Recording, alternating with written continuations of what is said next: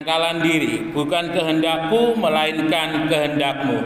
Matius 16 ayat yang ke-24.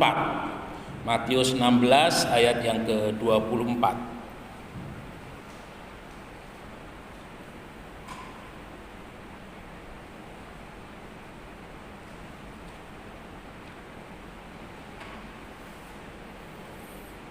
Matius 16 ayat 24. Lalu Yesus berkata kepada murid-muridnya, "Setiap orang yang mau mengikut aku, ia harus menyangkal dirinya, memikul salibnya, dan mengikut aku." Ya, terima kasih.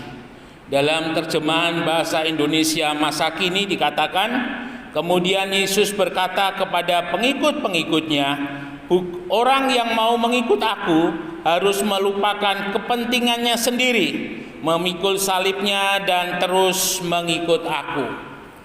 Bapak Ibu Saudara yang dikasihi oleh Tuhan, dalam kehidupan sebagai manusia itu hanya dibagi dua ya secara garis besar, yaitu antara mengikuti keinginan sendiri dan mengikuti keinginan dan kemauan Tuhan.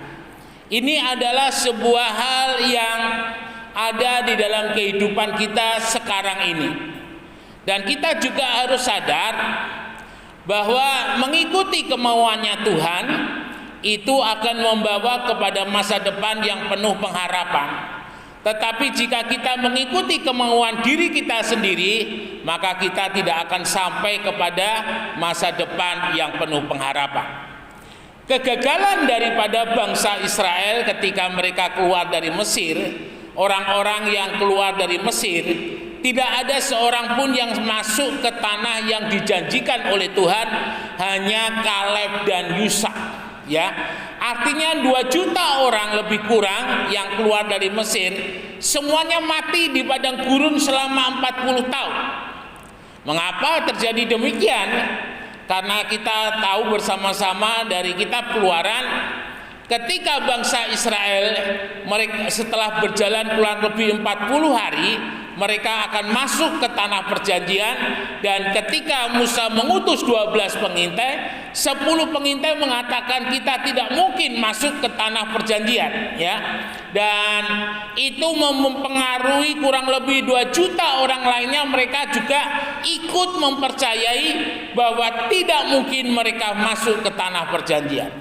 Itu beda dengan Kaleb dan Yusak yang dengan mantap dia katakan, jika Allah bersama-sama dengan kita, kita pasti akan masuk dan menduduki tanah perjanjian.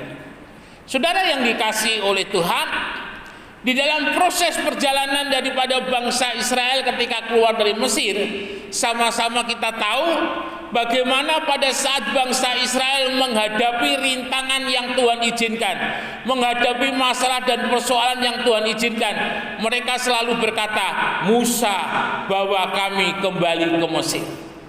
Bapak Ibu Saudara yang dikasihi oleh Tuhan, ini adalah sebuah tindakan, kalau boleh saya katakan, tindakan yang sungguh-sungguh menyakitkan hatinya Tuhan. Mengapa demikian? Untuk membawa bangsa Israel keluar dari negeri Mesir, Tuhan harus menghukum bangsa Mesir dengan 10 tulah. Dan itu bukan tindakan yang biasa, tetapi tindakan yang luar biasa, sehingga membuat bangsa Mesir yang menjadi bangsa yang besar waktu itu rela melepaskan bangsa Israel untuk keluar dari Mesir. Nah, Bapak Ibu yang dikasihi oleh Tuhan, hidup kita hari-hari ini adalah hidup yang sedang menuju ke tanah perjanjian, ya. Apakah itu tanah perjanjian dalam bentuk ketika kita masih di dunia ini, atau tanah perjanjian ketika kita sudah menghadap kepada Tuhan. Tetapi intinya kedua hal ini adalah sama-sama tanah perjanjian, sama-sama tempat yang dijanjikan oleh Tuhan, sama-sama tempat yang penuh dengan pengharapan, penuh dengan air susu dan madunya. Artinya apa? Satu tempat yang di dalamnya ada kesejahteraan. Setiap orang menginginkan untuk sampai ke sana, tetapi tidak semua orang bisa sampai ke sana, ya. Jadi setiap orang, apakah dia orang percaya atau tidak percaya, tanah perjanjian itu adalah sesuatu hal yang diimpikan, sesuatu hal yang diinginkan. Tetapi tidak semua orang akan sampai ke sana. Ini harus kita sadari bersama-sama. Nah, ada beberapa hal yang kita perlu perhatikan supaya dalam hidup kita ini sampai ke tanah perjanjian. Minta tolong Bu dibacakan dalam Matius 26 ayat yang ke-39. Matius 26 ayat yang ke-39.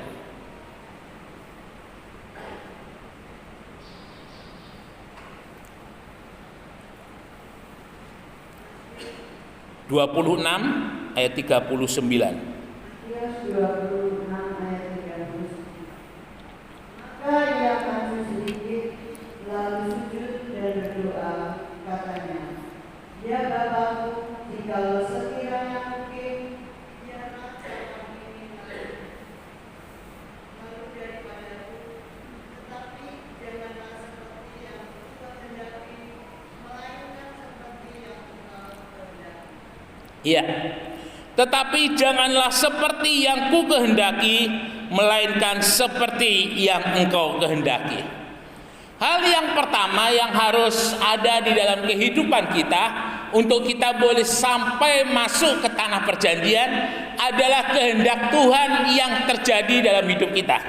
Artinya kehendak Tuhan ini adalah segala sesuatu yang ada dalam hidup kita semuanya harus seturut, seiring, sejalan dengan maunya Tuhan, seiring dan sejalan dengan keinginannya Tuhan. Itu adalah tindakan yang harus kita lakukan. Hidup memperkenankan hati Tuhan itu akan membawa di dalam kehidupan kita selalu ada dalam pimpinannya Tuhan untuk masuk ke tanah perjanjian. Abraham ketika dia berada di Haran, ya, Abraham itu Mesopotamia itu kurang lebih daerahnya sekitar Irak sekarang ini. Ketika dia berada di Mesopotamia, dia ada di Haran, Abraham sama dengan orang-orang yang lain, ya. Dia ada kemungkinan Abraham ini juga keturunan bangsawan. Jadi dia juga sama dengan orang-orang yang lain, hidup di padang gurun, hidup berternak, tidak ada yang istimewa, sama. Tetapi ketika Tuhan panggil Abraham keluar, aku akan memberkati kamu. Yang dilakukan oleh Abraham adalah keluar.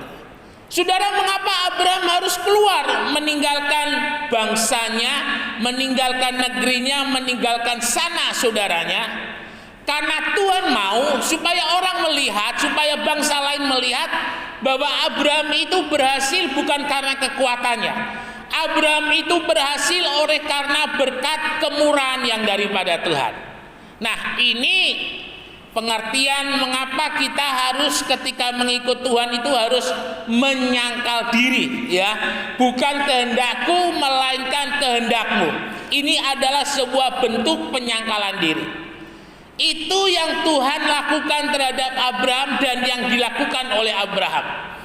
Abraham pergi meninggalkan negerinya dalam pasal yang ke-12 ayat yang pertama, dan pasal yang ke-13 Abraham boleh melihat ketika dia menyerahkan hidupnya di dalam tangannya Tuhan, menyerahkan hidupnya di dalam kehendaknya Tuhan. Apa yang diterima oleh Abraham? Firman Tuhan katakan Abraham semakin kaya, Abraham semakin diberkati. Artinya apa yang dimiliki oleh Abraham ketika dia keluar dari Ur Kasdim, menurut apa yang Tuhan inginkan, yang dipunyai oleh Abraham itu lebih banyak dari apa yang dipunyai oleh Abraham ketika dia berada di Haran atau berada di Mesopotamia. Ada sesuatu yang berbeda ketika Abraham di Haran di Mesopotamia tanpa campur tangan Tuhan, tetapi ketika keluar dari Haran, keluar dari Mesopotamia dengan campur tangan Tuhan. Bapak Ibu yang dikasihi oleh Tuhan, ini harus menjadi pemahaman di dalam kehidupan kita bersama-sama. Bagi orang percaya, berkatnya itu ada di tangannya Tuhan. Dan kalau Tuhan yang memberi, tidak ada seorang pun yang bisa mengambil. Ya, kalau Tuhan sudah mengangkat, tidak ada seorang pun yang bisa merendahkan. Ketika kita berada di dalam kehendaknya Tuhan, bukan kehendakku melainkan kehendakmu. Nah, dari ayat yang baru saja dibacakan, kita melihat dalam Matius 26 ayat yang ke-39, doa yang salah satu doa yang terkenal adalah doa Yesus di Taman Getsemani. Ya, Bapak Ibu yang dikasihi oleh Tuhan, ketika Yesus berdoa di Taman Getsemani malam, sebelum esoknya mulai pagi dia menyerahkan diri untuk ditangkap, kemudian disesah dan sampai akhirnya menjelang sore dia disalib. Malam itu menjadi malam yang penuh pergumulan bagi Yesus. Saya yakin ketika Yesus di Taman Getsemani, tidak ada bahasa manusia pun yang mampu untuk menuliskan sebenarnya apa yang dilihat oleh Yesus ketika dia berdoa di Taman Getsemani. Sampai-sampai firman Tuhan menuliskan peluhnya itu seperti darah. Ada yang bilang, jadi karena begitu kuatnya pergumulan Tuhan, sampai pori-porinya itu pecah mengeluarkan darah. Jadi ada sesuatu hal yang secara kodrati itu dilihat oleh Yesus ketika dia berdoa. Bagaimana konsekuensi yang harus diterima oleh Yesus ketika dia harus meminum cawan yang Allah tujukan untuk Yesus minum. Bapak Ibu yang dikasihi oleh Tuhan, kita melihat satu perkataan yang luar biasa yang dikatakan oleh Yesus. Yesus tahu bahwa ketika dia terima cawan daripada Bapa, itu adalah cawan penderitaan yang luar biasa. Tetapi Yesus katakan, bukan kehendakku. Secara manusiawi kalau boleh Yesus katakan, lalukan cawan ini Tuhan. Tetapi yang dikatakan oleh Yesus, bukan kehendakku, melainkan kehendakmu yang jadi. Bapak Ibu yang dikasihi oleh Tuhan, pilihan Yesus ada sebuah konsekuensi yang harus diterima oleh Yesus. Yesus harus mengalami penderitaan yang tidak pernah dialami oleh manusia siapapun untuk menderita seperti yang dialami oleh Yesus. Sampai-sampai di dalam Yesaya dikatakan, dia rupanya, wajahnya pun kita enggak tega, kita enggak, terlalu buruk. Ya, kalau saudara melihat gambar daripada film The Passion of Christ, bagaimana di sana mulai dari ujung rambut sampai dengan telapak kaki, semuanya berlumuran darah. Semuanya berlumuran darah, tidak ada di tubuh Yesus yang tidak disesah. Semuanya disesah, semuanya ada luka. Ya, mengapa harus demikian? Karena setiap bagian yang ada dalam tubuh Yesus itu harus menanggung setiap kesalahan yang diperbuat oleh manusia. Dan setiap bagian yang ada dalam tubuh Yesus itu harus mengeluarkan darah, karena setiap manusia dalam seluruh kehidupannya itu ada kuasa dosa, dan itu semuanya ditanggung oleh Tuhan. Satu hal yang menarik Bapak Ibu Saudara, kalau saudara lihat, tidak usah dibacakan, dalam Filipi 2 ayat 8 sampai 11, bagaimana di sana dikatakan, oleh karena ketaatan Yesus melakukan yang menjadi kehendak Bapa untuk boleh menerima cawan murkanya Allah, itu membuat Yesus ditinggikan dan namanya diberi anugerah kuasa, nama di atas segala nama. Saudara yang dikasihi oleh Tuhan, ini adalah sebuah teladan yang diberikan oleh Yesus dalam kehidupan kita sebagai manusia. Tidak ada kemuliaan tanpa air mata. Tidak ada berkat tanpa penyangkalan diri. Ini yang harus kita ingat baik-baik. Sebagaimana Yesus membayar lewat kematiannya di atas kayu salib, sehingga Allah mengaruniakan kepadanya nama di atas segala nama. Apapun yang kita lakukan untuk Tuhan, apapun yang kita kerjakan untuk Tuhan, ingat baik-baik, ada sesuatu yang akan Tuhan berikan di dalam kehidupan kita. Bapak Ibu Saudara yang dikasihi oleh Tuhan, Beberapa contoh dalam firman Tuhan kita mau melihat. Yang pertama adalah mengenai Naaman, ya. Naaman itu adalah seorang perwira, seorang panglima perang. Dan dia sedang mengalami yang namanya sakit kusta. Dan pada masa itu sakit kusta itu, orang kalau sakit kusta itu sama halnya dia sedang mengalami yang namanya kutukan. Jadi secara tubuh sakit, secara batin pun juga menderita. Karena selalu dituduh dia sedang dikutuk oleh Tuhan, ya. Sampai pada akhirnya ada seorang hamba perempuan yang menjadi tawanan daripada Naaman, dan budak perempuan ini mengatakan kepada istri daripada Naaman bahwa Naaman, bawa Tuhan ke Israel. Di sana ada nabi yang luar biasa yang mampu menyembuhkan. Nah, Bapak Ibu Saudara yang dikasihi oleh Tuhan, dan akhirnya Naaman dibawa ke Israel. Nah, ketika Naaman di Israel, Naaman diperintahkan mandi di Sungai Yordan 7 kali. Naaman tahu Sungai Yordan itu mungkin kalau boleh dibilang seperti Sungai Jagir, ya. Jagir sekarang cukup bersih, beda dengan ketika saya masih kuliah dulu, Jagir itu kotor. Tapi sekarang Jagir sudah lumayan bersih lah. Nah, kira-kira Sungai Yordan itu seperti itu. Jadi orang nyuci segala aktivitas semuanya itu dilakukan di Sungai Yordan, ya. Dan Naaman bilang, apa enggak bisa di sungai yang ada di Syam, yang ada di Sungai Papar dan sebagainya, yang lebih bersih airnya? Hamba-hambanya mengatakan, cobalah Tuhan, mandi saja di Sungai Yordan gak apa-apa, ya. Akhirnya setelah dirayu-rayu, akhirnya Naaman nurut. Bapak Ibu Saudara yang dikasihi oleh Tuhan, penurutan daripada Naaman ini adalah penyangkalan diri. Karena itu berlawanan dengan kehendaknya. Kehendaknya adalah dia mandi di Sungai Papar, di sungai yang bersih, tetapi kenyataannya dia harus mandi di Sungai Yordan. Setiap penyangkalan diri itu ada kerendahan hati, ya.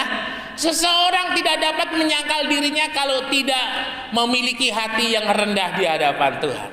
Ini sebuah proses yang luar biasa. Untuk menerima kesembuhan daripada kesembuhan dari Tuhan, Naaman harus turun level, ya. Dari seorang yang dihormati harus turun menjadi seperti rakyat jelata. Apalagi rakyat jelata itu adalah jajahannya, adalah bangsa yang dikalahkannya. Betul-betul harga dirinya Naaman itu betul-betul dijatuhkan oleh Tuhan. Nah, ketika Naaman dia mandi di Sungai Yordan, itu sama halnya Naaman sedang mengikis kesombongannya, mengikis segala kehebatannya, kemampuan kemanusiaannya sebagai panglima, merendahkan diri, biarlah kehendakmu yang jadi. Menarik sekali Bapak Ibu Saudara. Nah, ketika Naaman mandi di Sungai Yordan itu tidak 1 kali kemudian selesai, tetapi sampai 7 kali, ya. Saudara yang dikasihi oleh Tuhan, saya yakin ketika nyilem pertama itu Naaman mungkin mukanya masih merah, ya, menanggung malu kira-kira. Lalu kemudian keluar dari air, nyilem lagi juga masih agak-agak merahnya, mulai mungkin agak sedikit putih, ya. Sampai yang ketiga, sampai yang keempat, kelima, keenam, dan yang ketujuh Naaman disembuhkan oleh Tuhan. Kadang kita harus sadar, bukan kehendakku yang jadi, melainkan kehendakmu yang jadi. Ini yang harus kita sadari untuk kita boleh menerima pertolongannya Tuhan, untuk kita menerima berkatnya Tuhan, menerima kesembuhannya Tuhan. Bukan kehendakku yang jadi, melainkan kehendakmu yang jadi. Ini adalah sebuah tindakan menyangkal diri, ya. Seseorang tidak bisa memikul salib kalau dia tidak menyangkal diri. Ketika dia sudah menyangkal diri, artinya berkata tidak terhadap keinginan dirinya, barulah dia bisa pikul salib. Bapak Ibu Saudara yang dikasihi oleh Tuhan, setelah Naaman mandi di Sungai Yordan 7 kali, barulah dia mendapatkan kesembuhan yang daripada Tuhan. Contoh yang kedua itu adalah Petrus, ya. ketika pertama kali Petrus berjumpa dengan Yesus, Petrus bukan orang yang sukses, tetapi Petrus sedang mengalami yang namanya gagal. Ada yang mengatakan orang kaya itu sulit untuk masuk ke dalam lubang jarum. Artinya apa? Artinya mengapa Petrus harus mengalami kegagalan? Kalau dia tidak mengalami kegagalan, perjumpaannya dengan Yesus tidak berarti apa-apa. Tetapi ketika berjumpa dengan Yesus, Petrus sedang mengalami kegagalan yang kalau boleh saya bilang paling fatal. Sebagai seorang yang ahli mengenai Danau Galilea, kalau boleh saya bilang Petrus itu bisa memetakan peta ini ada ikan mujair, peta ini ada ikan gurami, peta ini ada ikan lele. Kira-kira seperti itu hebatnya Rasul Petrus. Tetapi hari itu ketika dia berjumpa dengan Tuhan, dia sedang mengalami kegagalan. Dan ketika Petrus mengalami kegagalan dan Tuhan katakan, Petrus, aku mau pinjam perahumu. Dia hanya iya. Orang kalau sudah gagal, dia sudah tidak punya pengharapan apa-apa. Siapa yang dia jumpai pertama, dia pasti akan ikut. Dan itu yang dilakukan oleh Petrus, dia ikut Tuhan. Tuhan bilang, aku mau pinjam perahumu, silakan. Dan ketika Tuhan menyampaikan firman, Petrus mendengar. Bapak ibu saudara yang dikasihi oleh Tuhan, firman itu menghidupkan hati yang lesu. Firman itu menghidupkan hati yang lemah. Firman itu menghidupkan hati yang putus asa.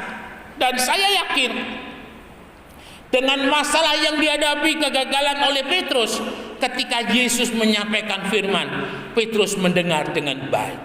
Firman yang disampaikan oleh Yesus adalah Injil, adalah Evangelion, kabar sukacita sekali, kabar yang memberi pengharapan. Itu yang didengar oleh Petrus. Nah, ketika Petrus mendengar apa yang disampaikan oleh Yesus, Petrus menerima. Dan ketika Petrus menerima, Yesus berkata, Petrus, sekarang kamu kembali, bawa perahumu ke tempat yang dalam. Bapak Ibu, di Danau Galilea itu kalau sudah sekitar jam 8, jam 9, itu anginnya ke darat itu kuat. Jadi kalau Petrus harus membawa perahunya lagi ke tempat yang dalam, artinya Petrus harus berjuang ya untuk melawan angin yang ada. Dan ketika Yesus berkata, bawa lagi perahumu ke tempat yang dalam, Petrus katakan, Tuhan, semalam-malaman, kalau boleh saya tambah dengan kalimat saya, setiap inci di Danau Galilea ini jala sudah aku tebarkan, tetapi aku tidak mendapat apa-apa. Tetapi karena Tuhan yang menyuruh, maka aku akan pergi. Ulangi, karena Tuhan yang menyuruh, aku akan pergi. Artinya Petrus percaya apa yang disampaikan oleh Tuhan. Saudara, firman Tuhan itu iya dan amin. Ya, ketika kita percaya, maka firman itu akan hidup dan menghidupi dalam kehidupan kita. Jadi jangan remehkan firman. Huruf-huruf itu mematikan, tetapi roh itu menghidupkan. Ketika kita percaya, firman itu akan hidup dalam kehidupan kita. Dan ketika firman itu hidup dalam kehidupan kita, firman itu akan bekerja memberkati dalam hidup kita. Dan ketika Petrus berkata demikian, dia pergi. Dan di tempat yang dalam, dia melabuhkan pukatnya, dia melemparkan jalannya. Dan apa yang terjadi? Jala itu penuh dengan ikan, ya. Dan ketika Petrus tahu jala itu penuh dengan ikan, dan ketika dia sudah sampai mau ke darat, dia buru-buru nyebur ke pinggir, lalu kemudian dia menyembah kepada Tuhan. Dia mengakui, Tuhan, Engkau adalah Allah. Saudara yang dikasihi oleh Tuhan, biarlah dalam setiap kehidupan kita sebagai orang yang percaya kepada Tuhan, setiap hari, bukan kehendakku melainkan kehendakmu. Supaya apa? Supaya Yeremia 29 ayat yang ke-11, aku ini mengetahui segala rancangan-rancangan apa yang ada padaku mengenai kamu. Setiap hari kita mohon kepada Tuhan supaya rancangan Tuhan yang terjadi dalam hidup kita. Kalau rancangan Tuhan yang terjadi dalam kehidupan kita, sesulit sesukar apapun yang kita hadapi, masa depan yang penuh pengharapan itu pasti akan menjadi milik kita. Jadi pagi hari ini sebelum kita menerima perjamuan kudus, biarlah kita mau katakan, Tuhan, bukan kehendak-Ku yang jadi, melainkan kehendak-Mu yang jadi. Kiranya Tuhan Yesus memberkati, maju terus hidup dan percaya kepada firman Tuhan, dan Tuhan akan membawa setiap kehidupan kita diberkati untuk menjadi berkat. Beri kemuliaan bagi nama Tuhan. Puji Tuhan.